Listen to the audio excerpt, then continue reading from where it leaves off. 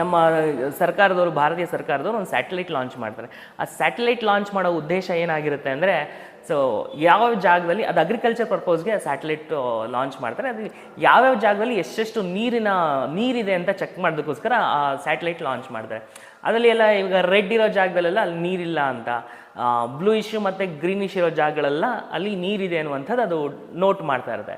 But for a surprise ಏನಾಗೋಗ್ಬಿಡುತ್ತೆ ಅಂದರೆ, ನಮ್ಮ ರಾಜಸ್ಥಾನೆಲ್ಲ dessert ಇದೆಯಲ್ಲ, ಅಲ್ಲಿ ನೀರಿದೆ ಅಂತ ತೋರಿಸ್ತಾ ಇರ್ತದೆ, ಅಲ್ಲಿ ಗ್ರೀನಿಶ್ ಆ್ಯಂಡ್ ಬ್ಲೂಯಿಶ್ ಕಲರ್ ಬರ್ತಾ ಇದೆ.